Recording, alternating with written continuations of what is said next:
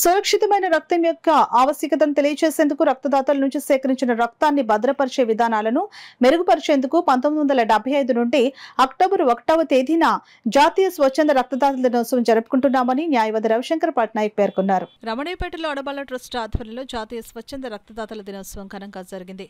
ఈ సందర్భంగా న్యాయవాది రవిశంకర్ పట్నాయక్ మాట్లాడుతూ సురక్షితమైన రక్తం యొక్క ఆవశ్యకతను తెలియజేసేందుకు రక్తదాతల నుంచి సేకరించిన రక్తాన్ని భద్రపరిచే విధానాలను మెరుగుపరుచుకునేందుకు 1975 నుండి అక్టోబర్ 1న జాతీయ స్వచ్ఛంద రక్తదాతల దినోత్సవంగా జరుపుకుంటున్నామని అన్నారు.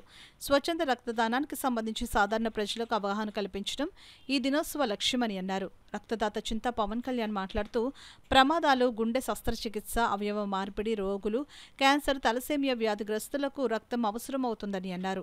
ఆడ మగ ఎవరైనా ఇద్దరు ఆరోగ్యంగా ఉంటే రక్తదానం చేయవచ్చునని అన్నారు. పురుషులు 3 నెలలకు, మహిళలు 4 నెలలకు ఒకసారి రక్తదానం చేయవచ్చునని అన్నారు. ఈ సందర్భంగా అడబాల రత్నప్రసాద్ ఆధ్వర్యంలో స్వచ్ఛంద రక్తదాతలైన జి కృష్ణమోహన్, చింతా పవన్ కళ్యాణ్, దేవు మాణిక్యాలరావు, సానా వీరమణికంఠ తదితరులను ఘనంగా సత్కరించారు.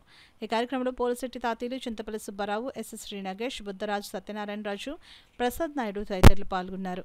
కొంతమంది ఆ ప్రాణి మీద ఆధారపడిన వాళ్ళు ఊపిరి పీల్చుకుంటారు, అమ్మయ్య రక్తం దొరికింది అని.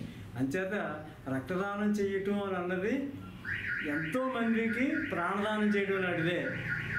ఏ దానాలన్నా చేయొచ్చు, కానీ ప్రాణదానం అనేది చాలామంది చేయలేరు. కాబట్టి ఈ రోజుల్లో యువకులందరూ కూడా ముందుకొచ్చి ఎవరికైనా సరే ప్రాణదానం చేయాలంటే ముందు మనం రక్తదానం చేయాలి. దానిలో ఉన్న అపోహలు తొలగించుకోవాలి. కొంతమంది ఇంట్లో వాళ్ళు చెప్తారు, నువ్వు రక్తం ఇచ్చేస్తే మళ్ళీ నువ్వు నీరసపడిపోతావు, వీక్ అయిపోతావు, ఇవ్వకరా అంటారు.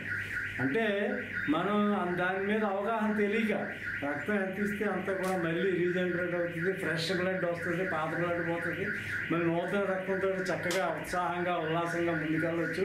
అంచేత రక్తదానం చెయ్యండి, 10 మంది ప్రాణాలను నిలబెట్టండి. ఒక జీజీహెచ్లో ఒక ప్రెగ్నెంట్ లేడీ ఏ పాజిటివ్ బ్లడ్ కోసం సఫర్ అవుతున్న టైంలో నేను వెళ్ళి అప్పటికే నేను 6 times అలా ఇచ్చానండి.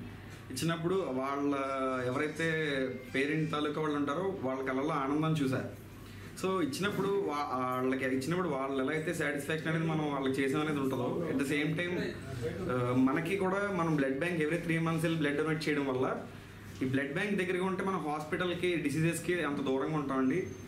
యూత్ అందరూ కూడా బ్లడ్ డొనేట్ చేయాలి అని చెప్పేసి నేను కోరుకుంటున్నాను. అదేవిధంగా పేరెంట్స్ ఎక్కువ ఎంకరేజ్ చేయాలండి. మా పేరెంట్స్ ఎప్పుడు కూడా నాకు అడ్డు పెట్టరండి. ఎవ్రీ 3 months వెళ్ళి నేను బ్లడ్ డొనేట్ చేస్తాను, మా మమ్మీ ఫస్ట్ వెళ్ళమని చెప్పేసి చెప్తారు. సో అలానే పేరెంట్స్ అందరూ కూడా సపోర్ట్ చేసి తరువుగా బ్లడ్ డొనేట్ చేయాలని కోరుకుంటున్నాను.